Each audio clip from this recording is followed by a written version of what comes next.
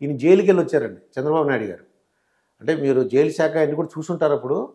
మరి ఆ యొక్క జైలుకి వెళ్ళటం వలన సింపతి అని పెరుగుతుంటారా జనసేనకి, టీడీపీ కోయిలేషన్కి? ఆయన అరెస్ట్ చేసిన విధానంలో కొంత అయ్యో ఏంది ఇది ఈ పరిస్థితి 70 ఏళ్ళ వయసులో వచ్చిన వాళ్ళను ఇటువంటిది, అందులో ఆ స్కిల్ డెవలప్మెంట్ అనేది జరిగిందో లేదో ఎవరికి తెలియదు. అది కేసు అంత పగడ్బందీ కేసు కాదు, ప్రజలకు సంబంధం లేని కేసు.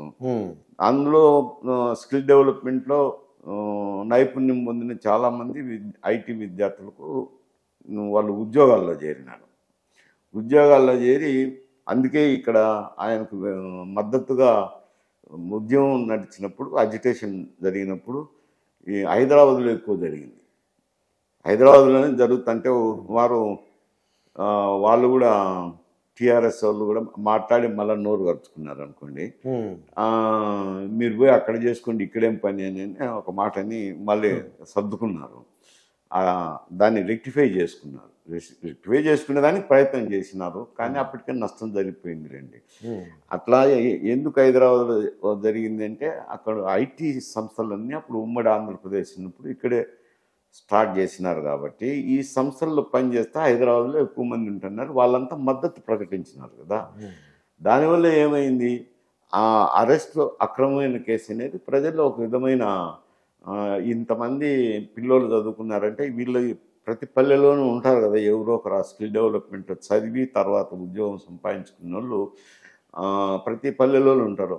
వాళ్ళు ఊరికి వెళ్ళినప్పుడు మాకు న్యాయమే జరిగింది కదా, ఏమన్యాయం జరిగింది, ఊరికి అనవసరంగా అరెస్ట్ చేసినారు అనేది ఒకటి మాట్లాడుతుంటారు. దానివల్ల ఏమైందంటే సింపతి పెరిగింది ఆయనకు. అరెస్ట్ అయిన తర్వాత సింపతి పెరిగి ఆయన నిద్రపోతున్న మేల్కొల్పినట్టు అయింది. నిద్రపోతున్న వ్యక్తిని మేల్కొల్పినట్టు అయింది. ప్రజల్లో ఒక విధమైన ఆయన తిరిగేసరికి ఒక విధమైన సింపతి ఏర్పడింది. అంటే మళ్ళీ జైలుకి వెళ్ళడానికి అవకాశం ఉందంటారు సార్? ఇంకా ఏమిటి జైలుకి వెళ్తాడు రోజు? ఏం పని లేదా ఆయనకు? ఈయనకు పని లేదా? ఈయనకు అదే ఆయన మీద కేసులు పెట్టే పనేనా ఈయనకు? ప్రజలను చూసుకోవాలా, రేపు ఓట్లు చూసుకోవాలా, పార్టీని నడిపించుకోవాలా, అభ్యర్థులను పెట్టుకోవాలా, ఈ పని ఎంత ఉంది. అందులో నోటిఫికేషన్ వచ్చినాక అపధర్మ ముఖ్యమంత్రులు అవుతారు కదా, ముఖ్యమంత్రులు కాదు, పూర్తి స్థాయి ముఖ్యమంత్రులు కాదు. ఆయన ప్రతిపక్షంలో తిరుగుకోవాల్సిందే, పార్టీని నిలిపించుకోవాల్సిన అవసరం ఉంది. ఆయన వాళ్ళంతా వారం 10 రోజులే కదా, ఇప్పుడేం అరెస్ట్ ఉంటాయి, ఎప్పుడేం కేసులు పెట్టుకుంటారు. అది ఇది తెలంగాణలో కాంగ్రెస్ రావడానికి కారణం ఏంటంటే వాళ్ళు 6 గ్యారంటీ పథకం ఇచ్చారండి.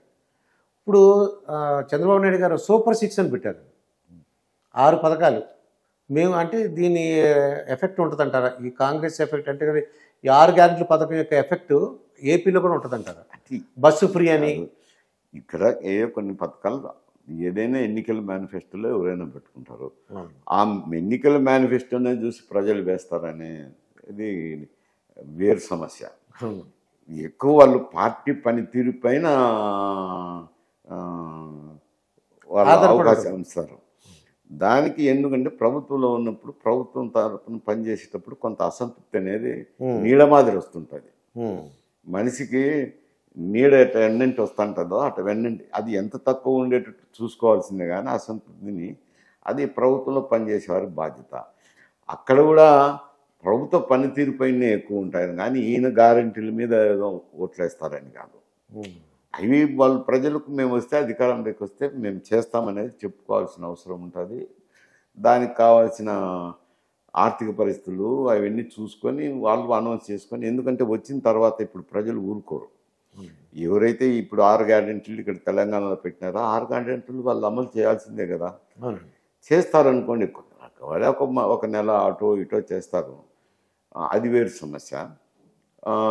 వచ్చిన ఇమీడియట్గా 100 రోజుల్లో చేస్తామంటే 100 రోజుల్లో చేయాలంటే అడ్మినిస్ట్రేషన్ టోన్అప్ చేసుకోవాలా, పథకాన్ని సరిదిద్దాలా, జాబితా తయారు చేసుకోవాలా, రకరకాలు ఉంటాయిలేండి సమస్యలు. అవన్నీ బట్టి అనుకూలంగా చేసుకుంటూ పోతారనుకోండి. మాట చెప్పినాక హామీ ఇచ్చిన తర్వాత ఒక పార్టీగా వెనక్కి పోయేదానికి ఉండదు. ఆడ కూడా ఆయన గ్యారెంటీలు ఇచ్చినప్పుడు ఆ ఆర్థిక వనరులు అవన్నీ చూసుకోవాల్సింది. ఆయన అధికారంలోకి వస్తే తప్పకుండా అమలు చేయాల్సింది వస్తుంది. ఇక్కడ ఈస్ట్ వెస్ట్ చూస్తే ఆంధ్రప్రదేశ్లో ముద్రగడ పద్మనాభం ఎఫెక్ట్ కొద్దిగా ఉంటుందండి. అది కొన్ని జిల్లాల్లో. ఆయన జనసేనలో కలవచ్చు, రావచ్చు అని అంటున్నారు. అది వస్తారో లేదు ఇంకా మనకు తెలీదు. వీళ్ళు రిక్వెస్ట్ చేస్తున్నారండి జనసేనలోకి రమ్మని. ముద్రగడ ఇప్పుడు పద్మనాభం ముద్రగడ పద్మనాభం కూడా ఏదో విల్లింగ్నెస్ ఏదో ఇచ్చినట్టు వచ్చింది కొన్ని పత్రికల్లో. ఏమనండి అంటే వాళ్ళు పోయి చర్చలు జ్యోతుల నెహ్రూ గారు తెలుగుదేశం పార్టీ తరఫున వాళ్ళందరూ పోయి కూర్చొని మాట్లాడినారని చూసినాను నేను. ఈసారి సపోర్ట్కి ఇవ్వమని మద్దతు ఇమ్మని చెప్పినారు.